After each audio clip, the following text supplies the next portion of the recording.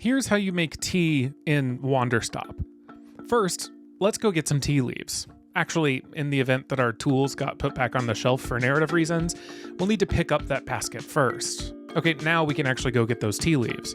We'll need to track down a good amount of bushes though, and it usually takes me about half a lap around the clearing to do so. Now that we've got those leaves, we can take them back to the shop to dry. While we wait, we'll go plant some seeds in a specific formation to ensure that we got the right fruits. Then we'll grab some water from a spout, any of them nearby, take it back to our plants and water them so that they sprout the fruit that we need. We'll collect that fruit, stash it one at a time into our inventory, and then head back to the shop. We stop by and grab a tea ball as long as we've still got room in our pockets. Oh, and let's grab a mug too. We'll walk to the main room of the shop, place the mug under the spout, climb the ladder, and fill our machine with water. We move down the ladder and play a little mini game to heat the water, and then we'll move to the right, adjust ourselves a bit, and kick open the valve to put the water in the teapot. Here, we move to the right again, but if we're at the wrong height, we might fall off the ladder and have to try again. But if we nail it, we toss in a tea ball and one of the fruits that we grew, and we move on to the right again, where we move the newly brewed tea to the carafe. Then we climb off the ladder, hold the button that pulls the rope just long enough to fill the cup, but not overflow it. Then we pick up the tea and either take it to a visitor or sit down to relax and drink it ourselves. I'm tired. Are you? I knew at the beginning that Wanderstop might not be for me. I mostly played the game because I was impressed by the names attached to it, Davey Wreden and Annapurna, and also the studio was kind enough to send me a key for review. I don't tend to love what people call cozy games. I don't enjoy games that give me another literal full-time job, with a notable exception carved out for early lockdown Animal Crossing. But what truly got me interested in Wanderstop was that its first trailer made it clear that there was more going on here than in any other similar game. This wasn't just another farm or shop sim. It was a game with something to say.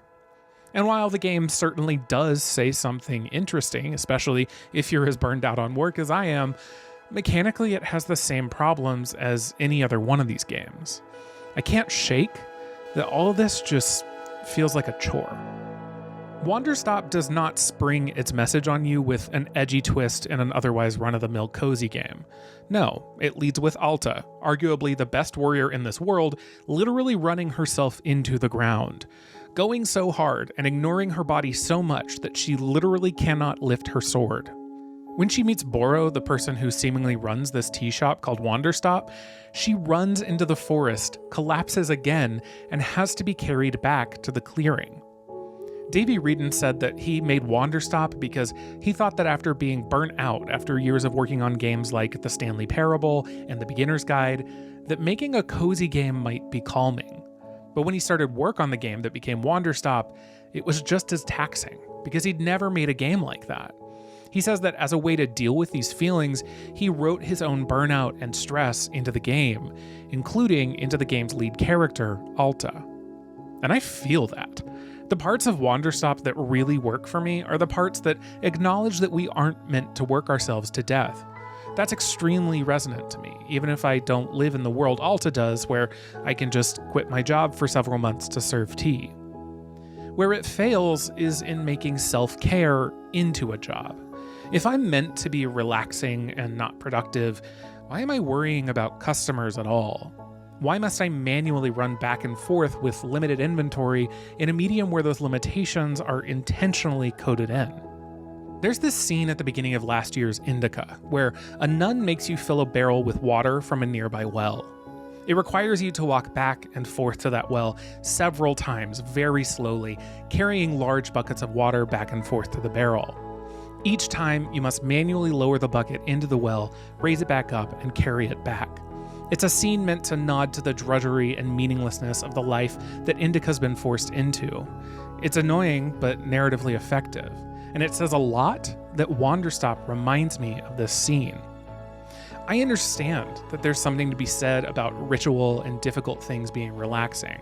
I also am very aware that cozy games get criticized for replacing power fantasies with productivity fantasies. Boro implies that the developers know this and are working against it a number of times.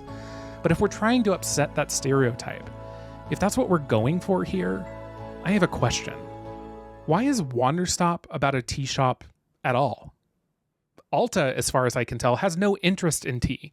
She definitely doesn't want to work at this tea shop. The only reason she's even here is because her body literally won't let her leave. It feels like the setting of a tea shop was chosen purely because it fits an aesthetic and could be marketed to a large audience of gamers who play all these kinds of games. And I'm not knocking making decisions for that reason. It's hard to make games at all, much less games that sell. So if you know your audience, you should go get them. But what's missing is narrative cohesion with that setting. I don't want to belabor the point. Wanderstop is a game for someone, I'm sure. It has an interesting lead character, it has deeply emotional storytelling, and an aesthetic that I couldn't stop screenshotting. Where it fails for me is in making me want to play. It's missing that thing that drives me to keep playing video games. I thought that was going to be narrative, but it just wasn't. I didn't finish Wanderstop. To be honest, I didn't even get close. Some of you are going to be upset about that. You might say that I missed something important, but I wish that I could have gotten lost in Wanderstop, and I wish that I could be here yelling just about how much it meant to me.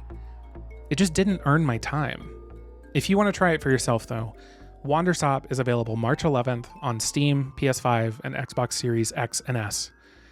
I'll catch y'all next time.